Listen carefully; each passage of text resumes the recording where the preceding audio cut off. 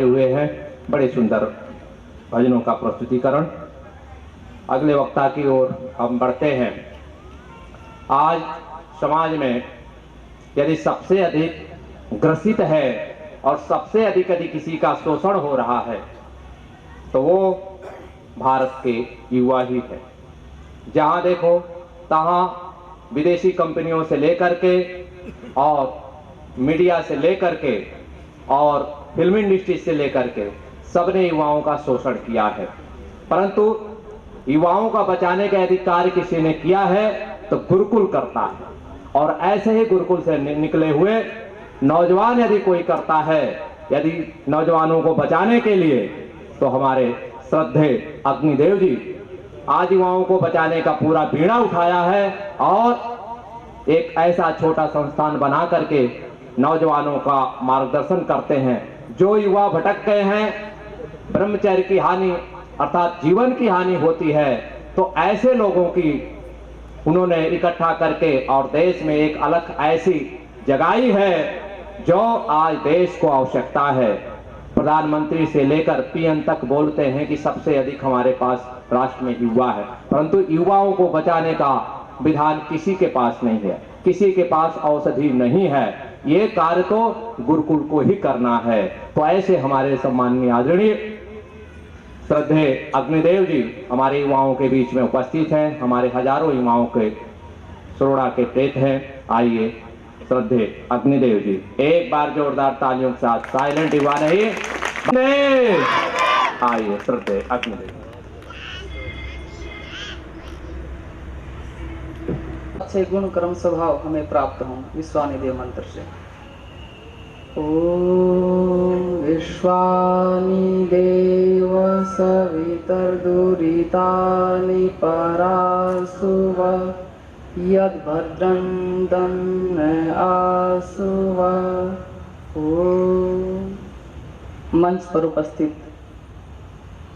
हमारे गुरुजी श्रद्धेय आचार्य राजेंद्र जी, स्वामी उद्गीतानंद जी, इस गुरुकुल रूपी पेड़ का जो बीज लगाया जस्टिस प्रीतमपाल जी, मुख्य अतिथि के रूप में आए पूर्व IPS महेंद्र मलिक जी, साथ में आए अन्य हमारे महानुभाव डॉक्टर तरसेम लाल गर्ग जी, आज यूनिवर्सिटी के चांसलर हैं, बहुत स्वागत करते हैं। और मंच पर उपस्थित सभी विद्वजन, मेरे सामने बैठे युवाओं, बुजुर्गों, माताओं, बहनों, सभी को सादर नमस्ते। गुरुकुल का प्रथम वार्षिक उत्सव है। आज कोने कोने पर इतनी बड़े बड़े भवन, इतनी ऊंची ऊंची बिल्डिंगों के आपको स्कूल मिलते हैं। ऐसे समय में गुरुकुल की क्या आवश्यकता पड़ी, जहां पर इन कटी वस्त्रों वाले ब्रह्मचारी जिनकी वेशभूषा भी अलग सी है, मोटी मोटी सिर पर चोटियां हैं, ये लोग क्या करेंगे। जब हम महर्षि मनु जी को उठाते हैं और देखते हैं, और महर्षि मनु जी ने जब विदेशी लोगों को निमंत्रण दिया, बुलाया, तो उन्होंने यहाँ पर क्या सीखने की बात कही। उन्होंने यहाँ की कोई बड़ी बड़ी चीजों की बात नहीं की कि हमारे देश में ऐसी ऐसी साइंस है या ऐसी ऐसी चीजें तैयार होती हैं, ऐसे भवन है, ऐसी सड़कें हैं, ऐसे उद्योग हैं, नहीं। महर्षि मनु जी का एक श्लोक आया, एतद् देश प्रसूतस्य स्कासाद गर्जन है। वो महर्षि मनु जी लिखते हैं, हे पूरे संसार के लोग आओ और आर्यावर्त में जन्मे लोगों से अपने अपने चरित्र और आचरण की शिक्षा ग्रहण करो।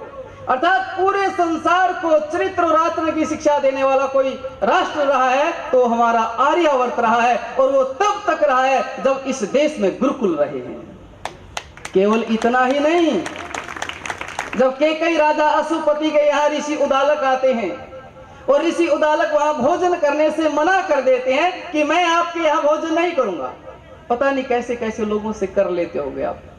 तब कई राजा अशुपति ने अपने राज्य की जब बात की तो क्या बताया, तो अपने लोगों के चरित्र की बात की कि न में स्तेनो जनपदे न कद्रियो न मद्यप है नाना हिताग्निर्विद्वान न सवरी न स्वर्णिकुत है, कि मेरे राज्य में कोई चोर नहीं, कोई कंजूस नहीं, कोई नशा करने वाला नहीं, एक भी चरित्रहीन नारी नहीं, पुरुष तो कहां से होंगे, ऐसा मेरा राज्य है। हमारे इस राष्ट्र में जब तक ये गुरुकुल परंपराएं चलती रही, गुरुकुल चलते रहे, ये राष्ट्र विश्व गुरु रहा है। ऐसा क्या है गुरुकुल में, ऐसा क्या सामर्थ्य होता है गुरुकुल में?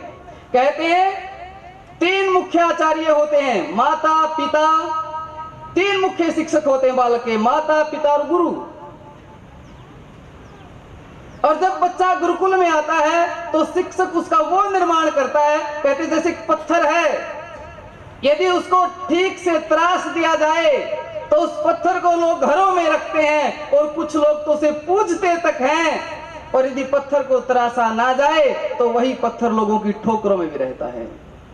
उसको तराशने का काम, युवाओं को, बच्चे को तराशने का काम करता है एक आचार्य। एक आचार्य कैसे कर ले जाता है, आचार्य में ऐसा क्या सामर्थ्य होता है? तो ये बात पता चलती है आचार्य चाणक्य से कि एक आचार्य कैसे बालक को तराशता है। जब आचार्य चाणक्य चंद्रगुप्त को उसकी मां से लेने के लिए गए तो चंद्रगुप्त की मां अपने बेटे को देने से मना करती है और कहती है तुम कौन होते हो, क्या अधिकार है तुम्हारा इस पर? तो आचार्य चाणक्य कहते हैं कि मैं इसका आचार्य हूं। और आगे बहुत बड़ी बात कहते हैं आचार्य जी, कहते हैं आप मां हो, आपने 9 महीने इसे गर्भ में रख करके इसके शरीर का विकास किया है, मैं इसका आचार्य हूं, मैं 17-18 वर्ष अपने गर्भ में धारण करके इसकी बुद्धि का विकास करूंगा। आप मां हो, आपने एक संभावना को जन्म दिया है, मैं उसे संभव बनाऊंगा। आप मां हो, आपने एक स्वप्न को जन्म दिया है, मैं उसे साकार करूंगा। और अंतिम में बहुत विशेष बात करते हैं, कहते हैं कि आप मां हो, सिर्फ बेटे के बारे में सोचती हो, और मैं आचार्य हूं, मैं राष्ट्र के बारे में सोचता हूं। तो आचार्य राष्ट्र के बारे में सोचने वाला होता है, राष्ट्र की उन्नति देखता है, हर बालक में अपने राष्ट्र को देखता है, और ये गुरुकुलों में ही संभव हो पाता है। और एक शिक्षक का सामर्थ्य, एक आचार्य का सामर्थ्य देखना हो तो धनानंद की सभा की बात बता देता हूं, दोहरा देता हूं। धनानंद की सभा लगी हुई थी और उसमें वो साक्षात्कार चले हुए थे, वो अनाप शनाप प्रश्न उत्तर करने लगा। आचार्य चाणक्य उस सभा में आए हुए थे तो उठ करके चल पड़े, देखा भाई यहां अनाप शनाप बातें हो रही हैं। आचार्य चाणक्य जब उठ कर चले तो धनानंद ने कहा, क्यों चल पड़े आपको नहीं चाहिए कोई पद? आप नहीं हाथ फैलाओगे? आपको नहीं चाहिए भिक्षा? तो आचार्य चाणक्य कहते हैं कि धनानंद, यदि मेरे ज्ञान में सामर्थ्य रहा ना, मैं मेरा पालन करने वाले तुझ जैसे कई सम्राटों का निर्माण कर दूंगा, पर तेरे सामने हाथ नहीं फैलाऊंगा। जब ये बात आचार्य चाणक्य की धनानंद सुनता है तो क्रोध से और लाल हो जाता है, कहता अरे एक साधारण सा शिक्षक और इतना अहंकार। तब आचार्य चाणक्य कहते हैं कि धनानंद, शिक्षक साधारण नहीं होता, शिक्षक वो होता है जिसकी गोद में निर्माण और प्रलय दोनों खेलते हैं। शिक्षक चाहे तो निर्माण कर दे और शिक्षक चाहे तो प्रलय कर दे, ये सामर्थ्य एक शिक्षक का होता है। शिक्षक का सामर्थ्य देखना हो तो एक और घटना का जिक्र आता है कि एक बार सिकंदर ने अपने सेनापति ओनिशिक्रेट को भेजा कि भारत से एक विद्वान को लेकर के आओ। और वो जब विद्वान के पास आया तो विद्वान के सामने, उस आचार्य के सामने कहने लगा, मनुष्यों के अधिपति विश्व विजेता बनने वाले सिकंदर ने तुम्हें बुलाया है। सिकंदर की बड़ी बड़ी बातें हाँकने लगा कि मनुष्य के अधिपति विश्व विजेता बनने वाले सिकंदर ने तुम्हें बुलाया है। जब वो बात ये आचार्य सुनता है तो कहता है कि कह देना तेरे सिकंदर से, मेरी आत्मा मेरा कटा हुआ सिर तो स्वीकार कर सकती है, परंतु किसी की अधीनता मेरी आत्मा स्वीकार नहीं कर सकती। जब ये बात जाकर के उस सिकंदर के सामने बताता है तो सिकंदर कहता है कि जानते हो मैं कौन हूं? अरे मैं वो हूं जिसने पता नहीं कितने देशों को पराजित किया है, पता नहीं कितनी जातियों को पराजित किया है। मैं विश्व विजेता बनने वाला सिकंदर आज इस भारत देश के एक अर्धनंगन विद्वान के सामने पराजित हो गया हूं। ये सामर्थ्य एक शिक्षक का रहा है, इस देश के राष्ट्र के शिक्षक का। तो आज उसी कड़ी में आचार्य संदीपन जी इस कार्य को आगे बढ़ा रहे हैं। श्रद्धेय प्रीतम पाल जी और माता जी का विशेष सहयोग रहता पूरे परिवार का।